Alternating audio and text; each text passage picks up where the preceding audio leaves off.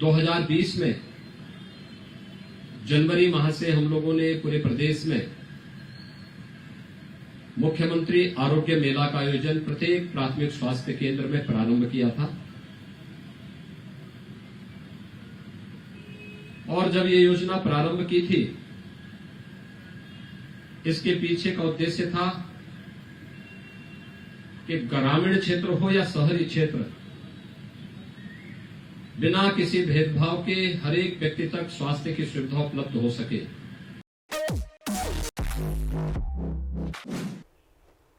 नमस्कार, मैं हूं राशि शर्मा और आप देख रहे हैं समाचार उत्तर प्रदेश। योगी सरकार दोबारा सत्ता में आने के बाद से सुर्खियां बटोर रही हैं।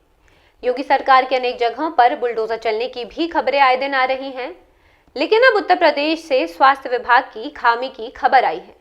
रविवार को गोरखपुर दौरे के दौरान योगी आदित्यनाथ ने जन आरोग्य मेले की शुरुआत की, जिसका उद्देश्य हर व्यक्ति को स्वास्थ्य सुविधाएं उपलब्ध कराना है, जिसकी भी खूब चर्चा हुई।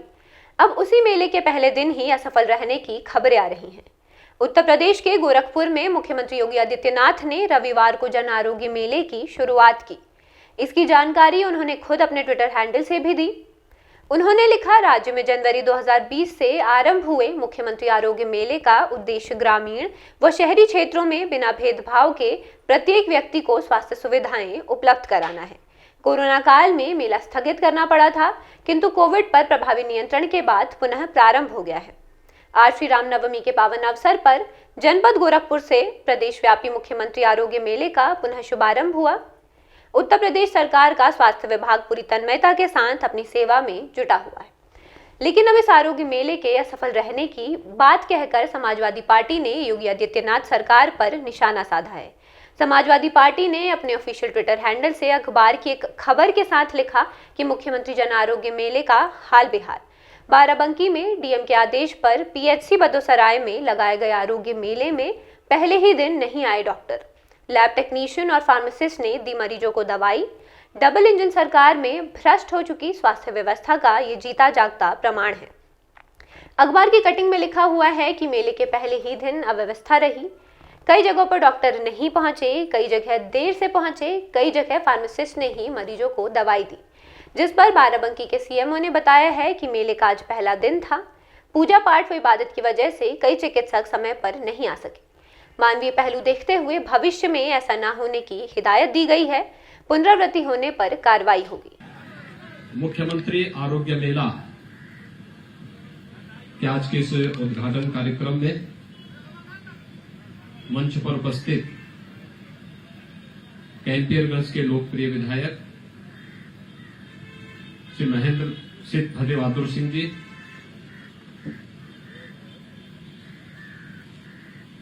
विधायक पिपराई श्री महेंद्रपाल सिंह जी, माननीय विधायक सहजनवा श्री प्रदीप शुक्ला जी, भारतीय जनता पार्टी के क्षेत्रीय अध्यक्ष डॉक्टर धर्मेंद्र सिंह जी, ब्लॉक प्रमुख जंगल कौड़िया श्री ब्रजेश यादव जी, आज के इस कार्यक्रम में उपस्थित श्री रमाकांत निषाद जी, विजय बहादुर अपने विजय शंकर यादव जी, पूर्व प्रमुख गोरख सिंह जी, यहां पर उपस्थित सभी जनप्रतिनिधिगण,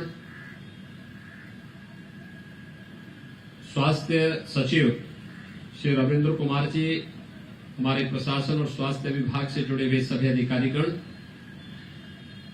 लाभार्थीगण और उपस्थित भाइयों बहनों, 2020 में जनवरी माह से हम लोगों ने पूरे प्रदेश में मुख्यमंत्री आरोग्य मेला का आयोजन प्रत्येक प्राथमिक स्वास्थ्य केंद्र में प्रारंभ किया था। और जब ये योजना प्रारंभ की थी, इसके पीछे का उद्देश्य था कि ग्रामीण क्षेत्र हो या शहरी क्षेत्र, बिना किसी भेदभाव के हर एक व्यक्ति तक स्वास्थ्य की सुविधा उपलब्ध हो सके।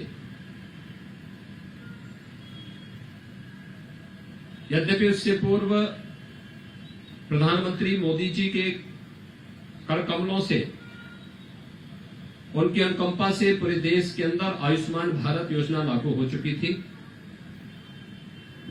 और आयुष्मान भारत योजना में गोल्डन कार्ड बनाने और हर जरूरतमंद व्यक्ति को 5 लाख रुपए सालाना स्वास्थ्य बीमा का गोल्डन कार्ड उपलब्ध कराने की कार्रवाई भी प्रारंभ हो चुकी थी।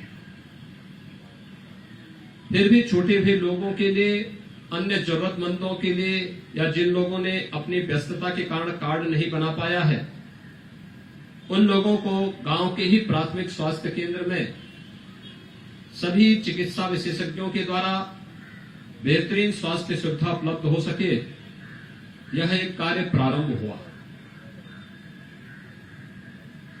पहले 5-6 मेले बहुत सफलतापूर्वक आगे बढ़े। उसके बाद लॉकडाउन प्रारंभ होने के कारण इसे स्थगित करना पड़ा था, क्योंकि तब तक कोरोना महामारी ने पूरे देश में अपनी दस्तक दे दी थी और उसके बाद हमें आरोग्य मेलों के कार्यक्रम को स्थगित करना पड़ा था। हम लोगों ने 2021 में भी जब कोरोना का सेकेंड वेव के पहले कुछ मेले आयोजित किए थे, फिर सेकेंड वेव आने के कारण हम लोगों को कुछ दिनों के लिए फिर स्थगित करना पड़ा था। और आज मुझे प्रसन्नता है, आज चैत्र नवरात्रि का 9वीं तिथि है। जगतजननी मां भगवती के 9 दिनों तक अनुष्ठान करने के उपरांत आज हम सब 9वीं के व्रत के साथ, अनुष्ठान के साथ तो जुड़े ही हैं।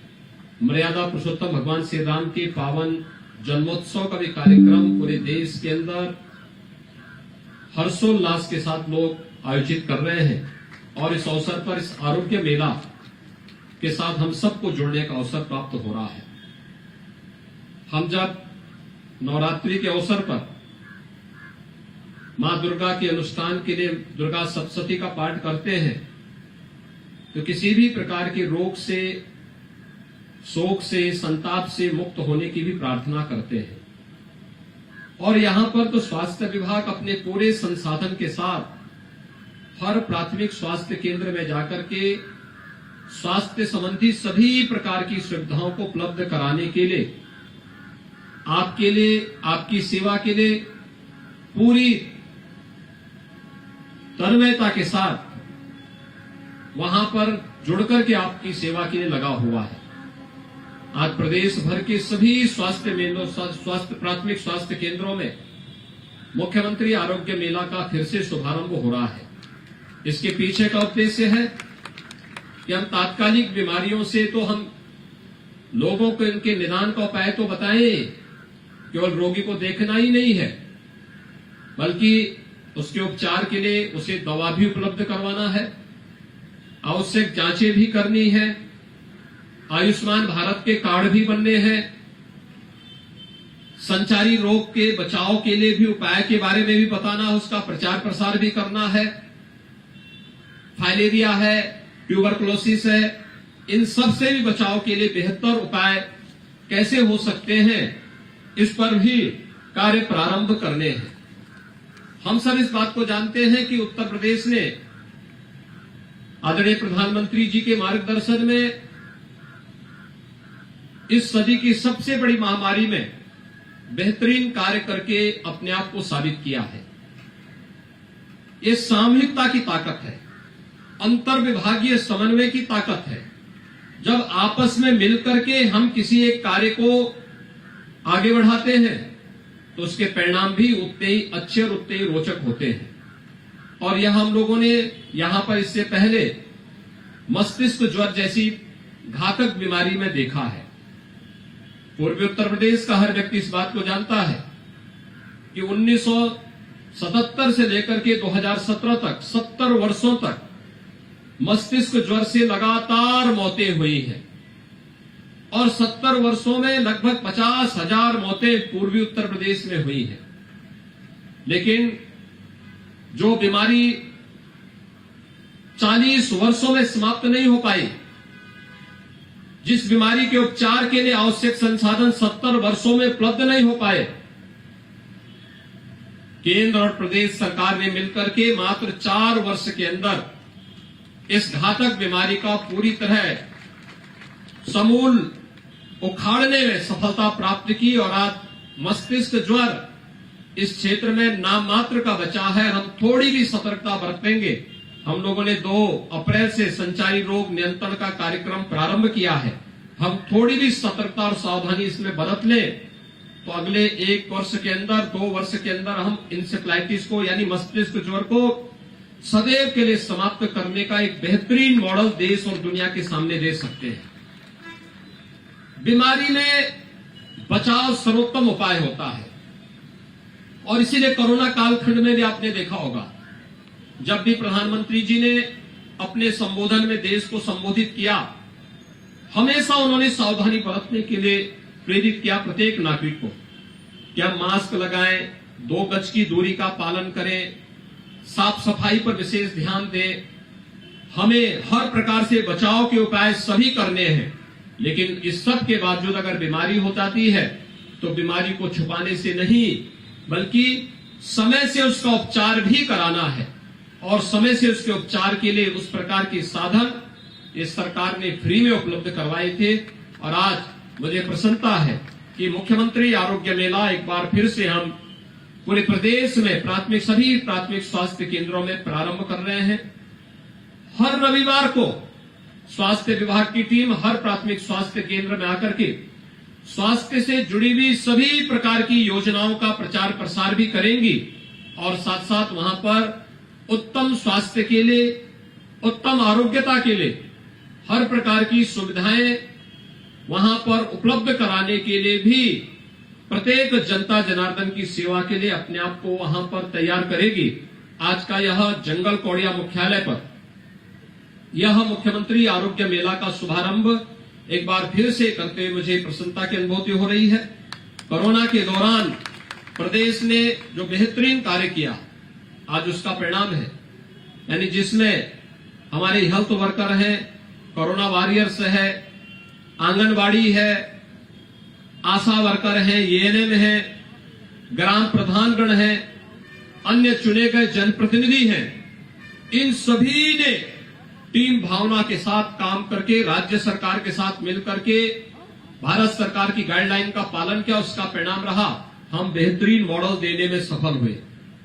इसी का परिणाम है हर गांव में निगरानी समितियों ने स्वास्थ्य के प्रति लोगों में जागरूकता का एक व्यापक प्रचार प्रसार किया और इसी का परिणाम है कि उत्तर प्रदेश जैसे राज्य ने देखते ही देखते 30 करोड़ से अधिक वैक्सीन की डोजेस भी लोगों को उपलब्ध कराना प्रारंभ किया।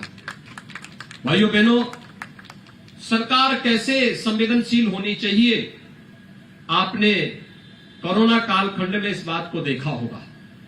कोरोना कालखंड में सरकार न केवल फ्री में टेस्ट और फ्री में उपचार तक आपके लिए हमेशा सजग रही, बल्कि फ्री में वैक्सीन भी प्रधानमंत्री मोदी जी ने पूरे देशवासियों को उपलब्ध करवाया। और उत्तर प्रदेश जैसे राज्य में भारतीय जनता पार्टी की डबल इंजन की सरकार थी तो डबल डोज राशन की भी हर जरूरतमंद व्यक्ति को उपलब्ध करवाने का कार्य, महीने में 2 बार फ्री में राशन उपलब्ध करवाने का कार्य भी किया गया। यह कार्य अभी निरंतर आगे चल रहा है।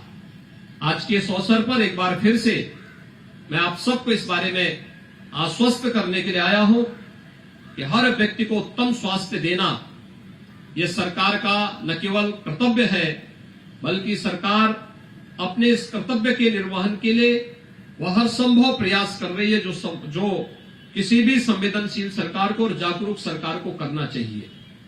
याद करिए, पूर्वी उत्तर प्रदेश में स्वास्थ्य सुविधाओं की क्या स्थिति हुआ करती थी। एकमात्र बीआरडी मेडिकल कॉलेज गोरखपुर में था और वह भी कब बंद हो जाए उसका कोई हाल नहीं था। वहां पे पूरे डॉक्टर नहीं थे। बंदी की नोटिस हमेशा मिलती रहती थी। आज बीआरडी मेडिकल कॉलेज बहुत अच्छे ढंग से चल रहा है। एम्स भी गोरखपुर का खुल चुका है। अब देवरिया में भी मेडिकल कॉलेज प्रारंभ हो गया है। कुशीनगर में मेडिकल कॉलेज बन रहा है। महाराजगंज में भी हम लोगों ने एक नए मेडिकल कॉलेज के निर्माण के लिए सहमति दे दी है। सिद्धार्थनगर में मेडिकल कॉलेज प्रारंभ हो चुका है, बस्ती में प्रारंभ हो चुका है। यानी हर जनपद में एक मेडिकल कॉलेज निर्माण की प्रक्रिया के साथ सरकार जुड़ चुकी है। हेल्थ इंफ्रास्ट्रक्चर को और मजबूत बनाने की प्रक्रिया के साथ आज सरकार तेजी के साथ आगे बढ़ी है। और आप देखेंगे कि 403 विधानसभा अगर उत्तर प्रदेश में है, हमारा प्रयास होगा कि 403 विधानसभाओं में हर एक विधानसभा क्षेत्र में आने वाले समय में 100 बेड्स का एक अच्छा हॉस्पिटल हर एक विधानसभा क्षेत्र स्तर पर, अच्छे 25 से 30 बेड्स का अच्छा सामुदायिक या प्राथमिक स्वास्थ्य केंद्र हर एक विकास खंड स्तर पर, अच्छे डॉक्टर्स के साथ, नर्सिंग स्टाफ के साथ, स्वास्थ्य सुविधाओं के साथ प्रत्येक नागरिक को उपलब्ध हो, यह कार्रवाई सरकार के स्तर पर तेजी के साथ आगे बढ़ी है। यहां पर आज मंच पर कुछ लाभार्थियों को सम्मानित भी किया गया है और उन्हें शासन की योजनाओं से लाभान्वित भी किया गया है। मेरा आप सबसे आग्रह होगा, आयुष्मान भारत का कार्ड या मुख्यमंत्री जन आरोग्य योजना का कार्ड जिन लोगों का स्वीकृत है, वे जल्दी से इसको बना करके और उसका लाभ लें।